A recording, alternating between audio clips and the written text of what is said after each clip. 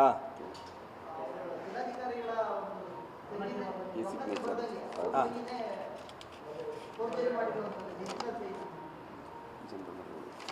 ಗೊತ್ತಿಲ್ಲ ಅಲ್ಲ, ಪತ್ರಿಕೆಯಲ್ಲಿ ನಾನು ಇವತ್ತು ಓದಿದೆ ಅದನ್ನು.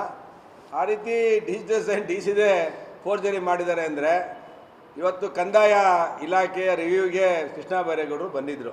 ನಾವು ಅವ್ರ ಅಪ್ಪನೂ ನೋಡಿದ್ದು ಕಾಲೇಜ್ ಡೇಸಲ್ಲಿ. ಅವರಪ್ಪ ಎಷ್ಟು ನಿಷ್ಠುರವಾಗಿದ್ದರು ಅಂದರೆ, ಯಾರು ಭ್ರಷ್ಟಾಚಾರ ಮಾಡಿದ್ರೆ ಕುಂಟ್ ಬೈರೇಗೌಡರು ಅಂತ ಕರೆಯೋರು. ಒಂದು ಕೋಲಿರೋದು, ಕೋಲಲ್ಲೇ ಬಾರಿಸ್ಬಿಡೋರು ಇವರು. ಅಲ್ಲಿ ನಾವು ಕೂಡ ಗಮನಕ್ಕೆ ತಂದೋ, ಸುಮಾರು ವಿಷಯಗಳನ್ನು ಗಮನಕ್ಕೆ ತಂದೋ.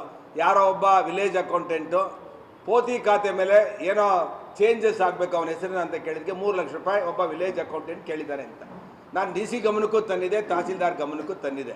ಏನೂ ಆ್ಯಕ್ಷನ್ ಆಗಿರಲಿಲ್ಲ.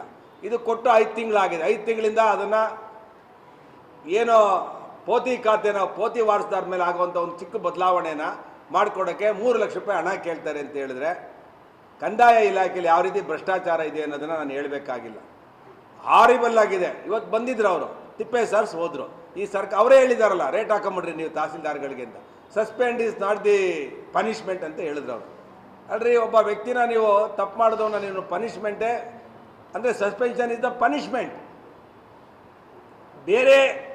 ಬೇರೆ ಅಧಿಕಾರಿಗಳಿಗೆ ಒಂದು ಸಂದೇಶ ಅದು.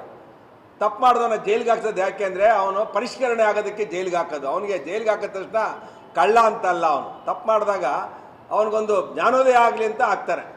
ಇವರು ತಪ್ಪು ಮಾಡಿದವ್ರನ್ನೂ ಕೂಡ ತಿಪ್ಪೆ ಸಾರಿಸಿ ಹೋಗ್ತಾರೆ ನಮ್ಮ ಮಂತ್ರಿಗಳು. ಅವರೇ ಹೇಳ್ತಾರಲ್ಲ, ಬೋರ್ಡ್ ಹಾಕೊಂಬಿಡಿ ಅಂತ ಹೇಳ್ತಾರೆ, ಭ್ರಷ್ಟಾಚಾರ ಎಲೆ ಮೀರಿದೆ ಅಂತ ಹೇಳ್ತಾರೆ. ಅದರಿಂದ ನಮಗೆ ಈ ರೆವಿನ್ಯೂ ಇಲಾಖೆ ಇದೆಯಲ್ಲ, ಭಯನೇ ಇಲ್ಲ. DC ಮೇಡಮ್ ಏನೋ ಸ್ವಲ್ಪ ಪ್ರಾಮಾಣಿಕ ಇದ್ದಾರೆ, ನಾನು ಅವ್ರ ಬಗ್ಗೆ ಏನು ಮಾತಾಡಲ್ಲ.